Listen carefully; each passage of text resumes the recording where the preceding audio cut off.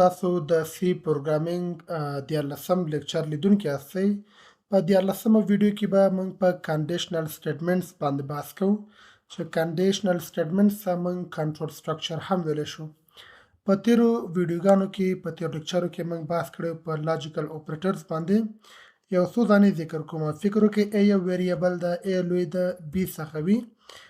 په همدې شکل A لوی او مساوي د B څخه وي او په همدې شکل A ویلی شو چې دا کوچنی وي یا مساوي د B سره. او یو بل کنډیشن موږ هم لرو چې A مساوي وي د B سره.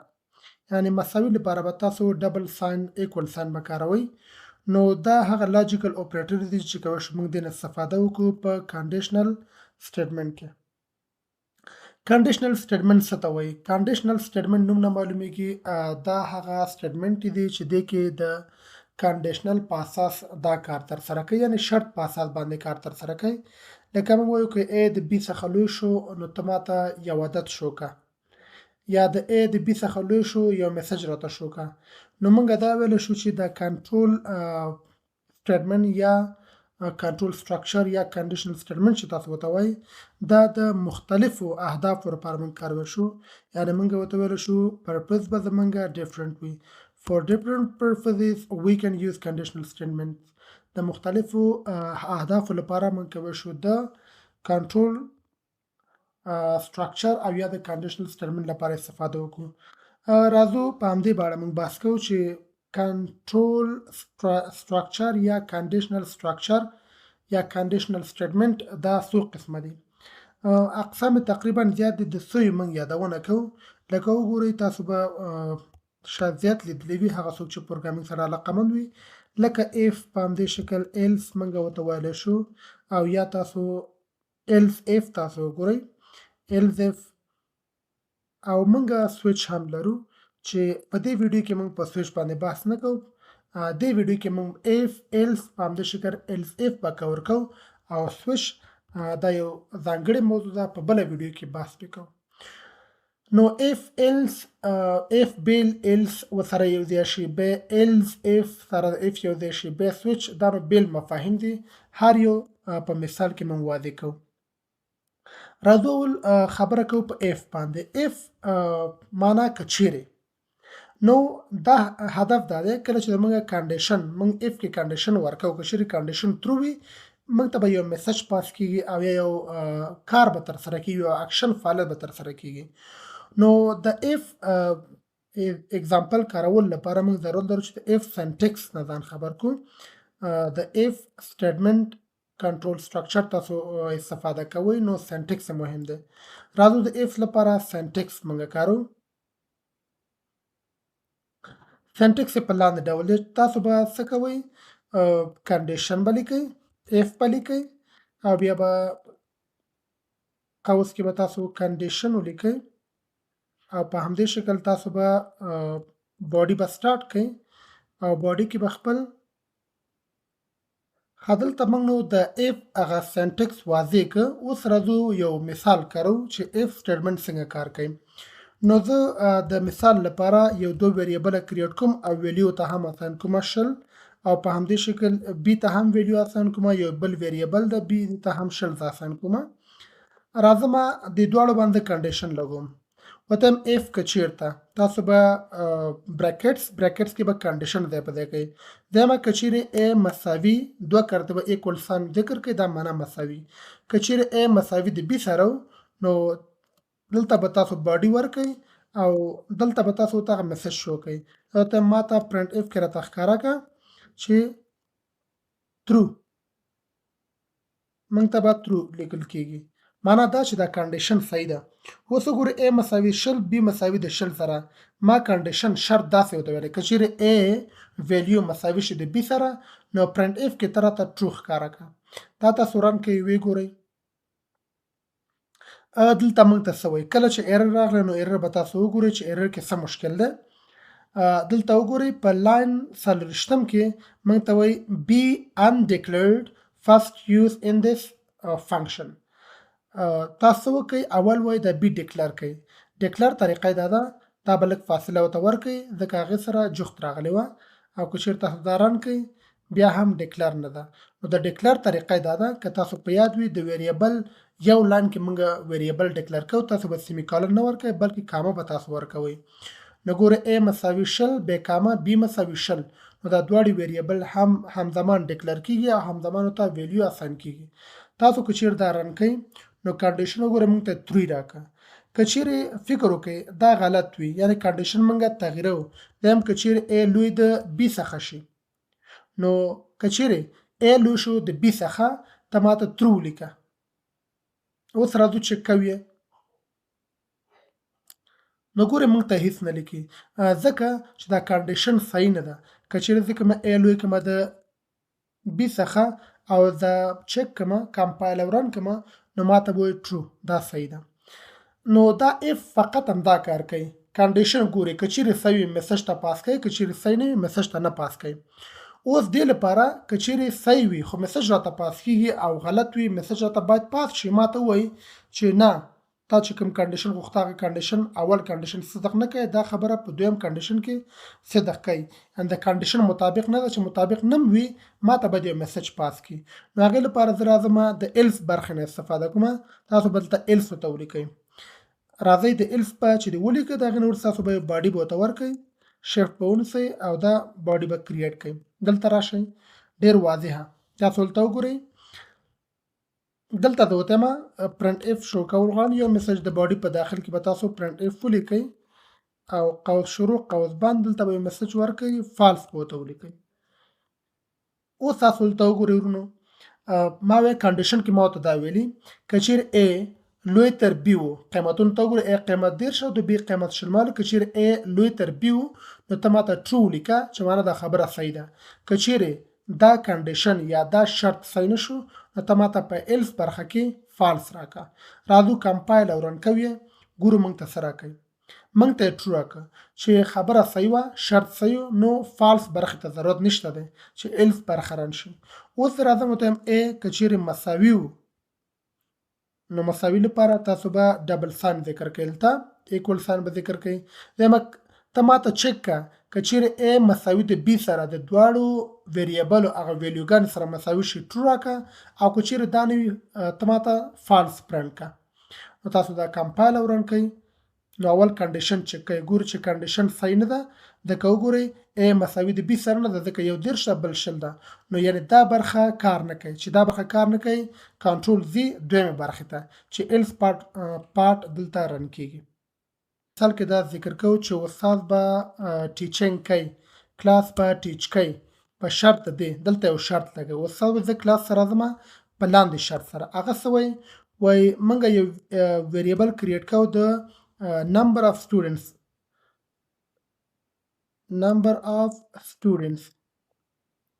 د شاګردانو تعداد عموما په کلاس کې شاګردانو تعداد 10 وي نو استاد یو شرط لګوي وایي زه صنف ته درس ورکوم په داسې حالات کې ګورئ شرط ته وګورئ تاسو که چیرې د نمبر اف سټوډنټس چې دي دا د شاګردانو تعداد 10 وي زه درس ورکوم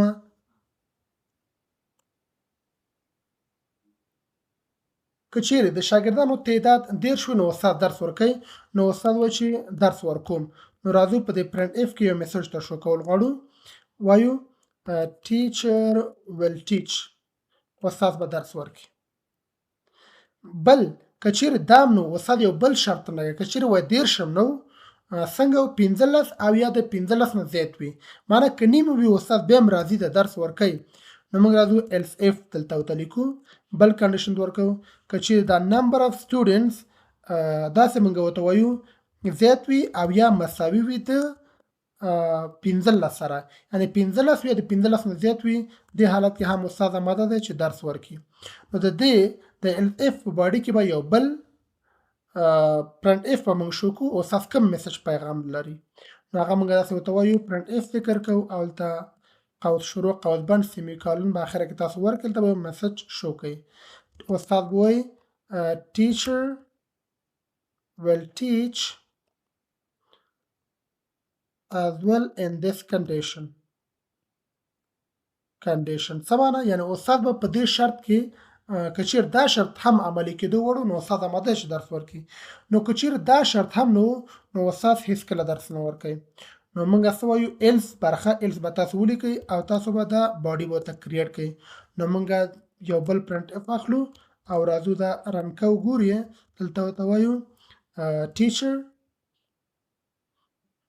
teacher will not attend the class استاد به سم ته بیخي درس ورنه کوي نو ګورئ دلته دوه کنډیشن دي یو کنډیشن نه دی اول که چیرې 13 شو نو دا میسج به شو کیږي که چیرې د سټوډنټس نمبر د 13 نه 15 نه پورته او یا مساوي د 15 هم درس ورکوي که چیرې د دواړې کنډیشنه شرط صدقونه کوي نو آخري برخه هغه چې د استاد به بیخي درس نه ورکوي راځئ تاسو اوس وګورئ د شاګردانو تعداد دا 13 دی نو د اول کنډیشن به موږ ته رن کیږي تاسو دا رن کوئ وګورئ ښه دا برخه موږ کمنټ کوو ځکه هغه د کوډ برخه نه دا به کمنټ کوي تاسو او تاسو به دا رن او کمپایل کوئ تاسو وګورئ ټیچر ویل ټیچ استاد په درس ورکوي ولې ویریبل ته 13 او دا کنډیشن اول برخه موږ ته ویل که چیرې 13 وي نو استاد به درس ورکوي یعنی دا کنډیشن یعنی د شرط صدق وکړه که چیرې 13 نه وي موږ ورته ویلو که چیرې 15 وي 15 د 15 څخه زیات وي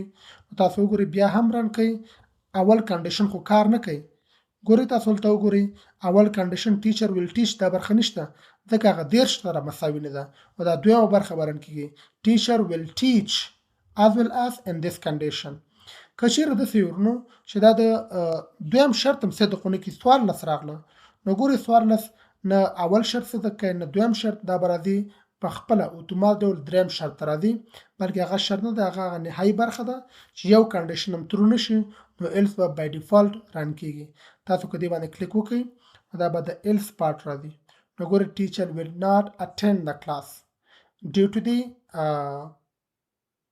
not having two conditions teacher will not teach the class here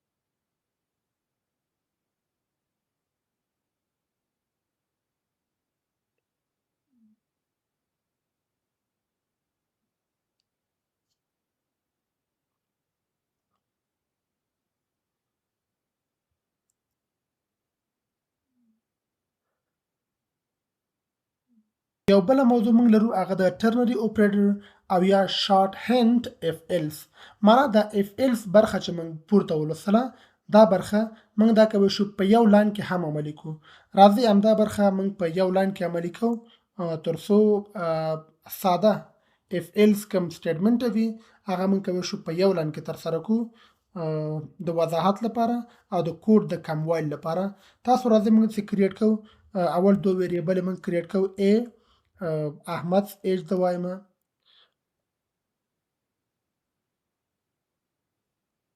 د احمد ایج او په همدې شکل زه ورته وایمه انټیجر بل جاوید ایج د جاوید عمر او دواړو ته موږ قیمتونه اساین کوو احمد لپاره موږ قیمت اساین کوو چې د دې عمر څومره ده 13 کاله ده او په همدې شکل د جاوید عمر دا چې 40 کاله ده نو 40 ته موږ اساین کوو یعنی دا ځکه مې تاسو جدا جدا ولیکل چې تاسو پوه شئ موږ کولی شو اول ویریبل یې ډیکلر کو بیا ورته ویلیو اساین کو یا هم زمان تاسو کولی شئ ویریبل یې ډیکلر هم کوي ویلیو ته هم اساین کوي خو به هر صورت دواړه طریقې تاسو یاد دي او تیرو درسو کې موږ د باندې بحث کړی دا مخکې طریقه چې موږ کړې وه هغه اف ایلس اوږده طریقه وه چې هغې کې داسې کېږي دواړې کنډیشن زه دغه کومه د اف ایلس په اوږده طریقو یې زه کارومه بیا ټرنري اپریټر په ذریعه کارومه ګوره زه شرط لګومه اف شرط مو ورته ولګوم څه ورته وایم که چیرې د احمد عمر دلته زه راځمه ورته وایم که چیرې د احمد عمر زیات و د چا د عمر څخه جاوید عمر څخه د احمد عمر زیات و نو ته ماته پرنټ اف کې ولیکه پرنټ اف کې راته شو که زه ورته وایم جاوید بلکې احمد is older than جاوید. احمد د جاوید څخه مشر دی. او که داسې نه وي راځمه ایلس برخې ته زه راځمه او دلته به یو بل پرنټ اف په ورته والمه او دلته به زه ورته وایمه ډبل کوټس به تاسو ولیکئ زه ورته وایم چې جاوید is older than احمد. بیا نو احمد کشر د جاوید څخه، جاوید یې مشر دی. تاسو وګورئ د احمد عمر 30 کاله او د جاوید عمر چې 40 کاله دی. نو ما ورته که چیرې احمد عمر زیات وي د جاوید څخه ته ولیکه چې احمد مشر ده او که چیرې جاوید عمر زیات وي ته ولیکه چې جاوید عمر دغه ده مشر ده. نو دې کنډیشن ته په کتو باندې کمپایلر به راځي دا کنډیشن به چک کوي که چیرې سوي موږ ته به نتیجه راکوي. دا مثال خو وشو دا کمنټ کومه نه غواړم چې رن شي. نو تاسو دا وګورئ دلته موږ ته څه وایي جاوید is older than احمد. جاوید مشر ده ځکه دویم کنډیشن را شو جاوید is older than احمد. علت یې څه ده ځکه د جاوید عمر او د احمد عمر سره مقایسه که نو د جاوید عمر 40 کاله د هغې څه راغله 30 کاله راغله. نو معلومدار چې جاوید عمر زیات دی او دا به مشر وي. ګورو نو دا مثال موږ اف ایلس وکارو. اوس راځو موضوع دا څنګه د شارټ هند اف ایلس او یا د ترنري اپریټر په ذریعه باندې دا موږ هندل کوي شو دا موضوع. ګوره دا دومره کوډ موږ کوي شو په یو مثال کې واضح کو یعنی په یو لاین کې ذکر کو. ډیر ساده دا زمونږ نه د پکار دا کوډ کمنټ کو. ویریبل دوه پورته ذکر شوی دي او هغه ته ویلیو هم اسانده. تاسو فقط به د څه وکړئ د ترنري اپریټر لپاره هغه سنټکس د سنټکس هم تاسو زه ولیکم سنټکس ځان سره په یاد ساتئ. د ترنري اپریټر لپاره تاسو به څه ولیکئ چې اول به کنډیشن تاسو لیکئ قوس شروع قوس بند کنډیشن به تاسو ولیکئ. چې کنډیشن ولیکه دویم قدم کې تاسو د کوېسچن مارک علامه نه استفاده وکړئ. نو کنډیشن کوېسچن مارک علامه که چیرې د کنډیشن ترو هغې لپاره به تاسو ټرو ایکسپریشن به تاسو ته ولیکئ یعنې د ټرو ایکسپریشن به رن کیږي. او که چیرې دا ټرو نه وي نو تاسو به فالس ایکسپریشن به تاسو رن کوئ یعنې د ایلس برخه فالس ایکسپریشن به رن کیږي. نو راځئ همدا سنټکس نه موږ استفاده کوو. د ترنري اپریټر ځکه وایي ځکه چې دې کې هغه درې اوپرنټ کارېدلي وي یو کنډیشن د خپله بل ټرو ایکسپریشن بل فالس ایکسپریشن. راځو دا مثال واضح کوو. مثال کنډیشن خو زموږ همدا دی چې د احمد او جاوید عمر به سره محاسبه کیږي او مقایسه کیږي به. نو دا د احمد عمر دی دا وګوره مختلف کنډیشن تاسو ورکوی شئ د مساوي کنډیشن لوی او زیات ګریټر دین لیس دین دا دغه اپریټر تاسو کولی شئ استفاده کوي. زه ورته یم د احمد عمر که چیرې د جاوید عمر څخه زیات و نو ماته ته یو ټرو ایکسپریشن راته ذکر کا. نو ټرو ایکسپریشن کې زه پرنټ اف کې یو میسج ته شو کول غواړم داسې ورته لیکم احمد از اولډر ساده احمد از اولډر. او که چیرې دا صحیح نه وي تاسو به څه وکئ ډبل کالن به تاسو ذکر کړئ.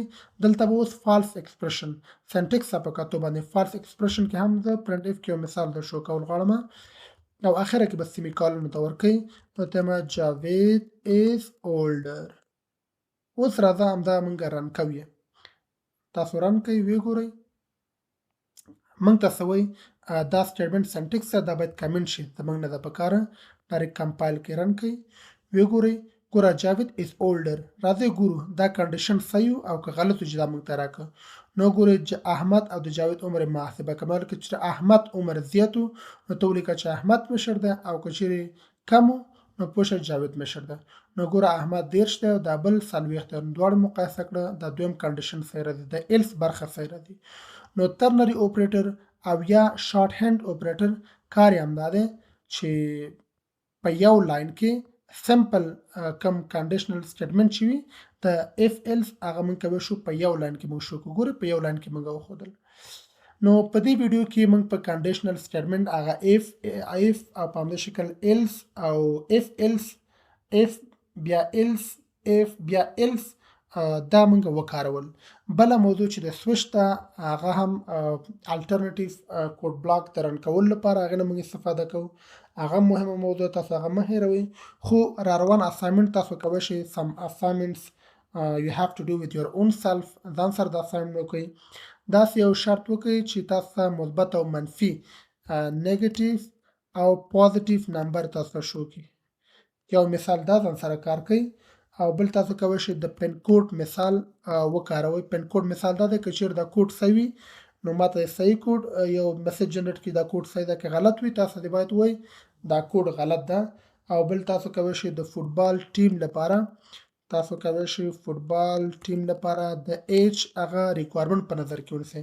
که چیرې د یو چا عمر د 18 څخه زیات وي نو 18 یا د 18 څخه زیات دا کولی شي فوټبال ټیم کې شامل شي، او که چیرې عمر یې د دې څخه کم وي نو نشي کولی شامل شي.